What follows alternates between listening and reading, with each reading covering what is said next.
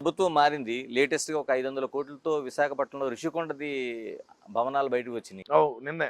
ఎందుకు అంటే మీరుండాలనుకున్నారా? లేకపోతే మీ అన్న ఉండాలనుకున్నారా? అన్నే. లేకపోతే అన్నే. అన్న ఆడించే ఇంగ వైజాగ్ నుంచే పాలన సాగుతదని చెప్పినాడు కదా ఇంతకు ముందే. 9వ తేదీ ప్రమాణ స్వీకారము, 9వ తేదీ రాత్రి కూడా ఆడనే కొనుక్కుంటాను అన్నాడు.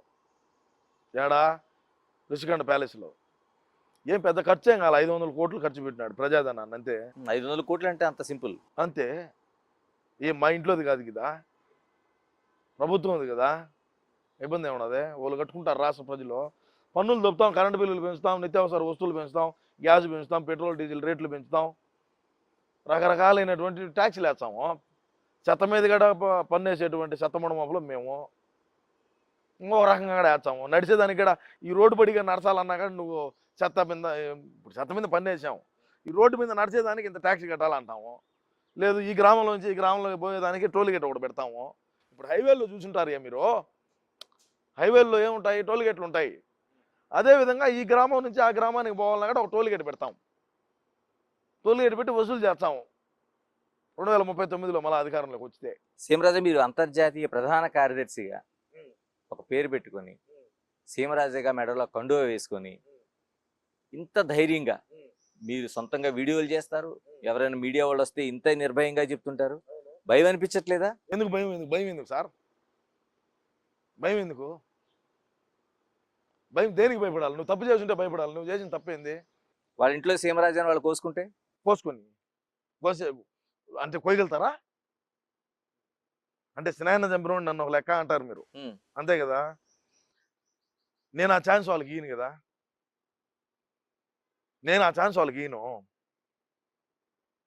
ఇప్పుడు నిజాలు నిర్భయంగా మాట్లాడితిని, జరిగిన వాస్తవాలు చెప్తిని, మనకు డ్యామేజ్ ఏడాడు జరిగిందని చెప్తిని, ఇక్కడిక్కడ మనం ఈ అవినీతి చేశామని చెప్తిని, పోలీసు వాళ్ళని హెచ్చరించుతిని, ఐఏఎస్ ఐపీఎస్లను హెచ్చరించుతిని, ఎవరైతే మా అన్నకి సలహాదారులుగా ఉన్నారో మీరు ఇటువంటి అవులే సలహాలు ఇద్దని చెప్తిని, మనం షర్మిలాకు న్యాయం చేయాలని చెప్తిని, సినాయనకు న్యాయం చేయాలని చెప్తిని, మీరు అధికారంలోకి వచ్చేదానికి మా అన్న ఏదైతే చెప్పినాడో వాటిని నేను గుర్తు చేస్తా ఉన్నా సార్. అన్న మర్చిపోయినాడేమోనని. నేను తప్పేం చేశాను? నేను అబద్ధాలు ఏం చెప్పినానుగా? ఇది సీమరాజా ఎక్కడి నుంచి వచ్చాడు? మాది అన్న ఊరే, జగనన్న ఊరే. నేను కడప జిల్లా వాసినే. అందుకే ఇంత ప్రోత్సాహం వచ్చింది అనుకుంటా. అంతే కదా మరి. సీమరాజా, ఫైనల్ గా చెప్పండి. ఇప్పుడు ఆంధ్రప్రదేశ్లో 11కి పరిమితం అయ్యారు. పార్టీ ప్రతిపక్ష హోదా కూడా ఉందో లేదో తెలియని పరిస్థితి వచ్చింది. మరి అంతర్జాతీయ ప్రధాన కార్యదర్శిగా భవిష్యత్ కార్యాచరణ ఏంటి మీది? చెప్తున్నా, 2039 దాకా నా ఈ పోరాటం ఆగదు. ఏది ఏమైనా కూడా ఏమైనా జరగచ్చు. నా మీద దాడులు జరగచ్చు, లేదంటే ఇంకోటి జరగచ్చు, లేదంటే ఇంకోటి జరగచ్చు.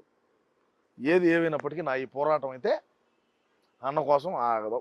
అంటే పార్టీని వీడరు, కండువా విడిచిపెట్టరు. చెప్పలేము. పెద్ద పెద్దోళ్ళే పోయినారు కదా, సొంత చెల్లె పోయినప్పుడు నాదేం సార్?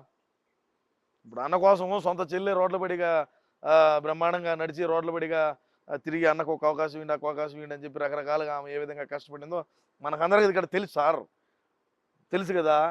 మరి ఓళ్ళే వీడినప్పుడు మనం ఏమో మనం ఎంత ఇలా తెలుగుదేశం వాళ్ళకి మీరు అమ్ముడు పోయారు సీమరాజా అనే విమర్శలకు ఏం సమాధానం చెప్తారు? తెలుగుదేశం వాళ్ళకి అమ్ముడు పోయినాను. పార్టీలో ఉండి కూడా ఇంత డ్యామేజ్ చేస్తున్నారు. ఎక్కడైనా సరే మా వైసీపీ పార్టీలో కానీ, తెలుగుదేశం పార్టీలో కానీ, ఎవరి దగ్గరైనా, జనసేన కానీ, బీజేపీ కానీ, ఏ పార్టీ వాళ్ళ దగ్గరైనా సరే సీమరాజా అనేవాడు ₹1 డబ్బు తీసుకున్నాడు అని మీరు కానీ నిరూపిస్తే మీరు ఏమి చెప్తే అది చేసేదానికి నేను సిద్ధంగా ఉన్నా. Open challenge. ఏ పార్టీ వాళ్ళ దగ్గరైనా సరే సీమరాజా ఇంత డబ్బు తీసుకున్నాడు, ఇంత డబ్బు తీసుకొని వైసీపీకి పనిచేస్తున్నాడు అని కానీ మీరు చెప్పగలితే, లేదు మీరు అన్నారు కదా డ్యామేజ్ చేస్తున్నాడని, ఏదైనా సరే సీమరాజు అనేవాడు డబ్బు తీసుకొని పనిచేస్తున్నాడు అని మీరు కానీ నిరూపించినారంటే మీరు ఏ సవాల్ ఇచ్చినా నేను స్వీకరించేదానికి సిద్ధంగా ఉన్నా. ఎనీ టైం ఫోన్ నెంబర్ ఉన్నది కదా, ఫోన్ చేయండి.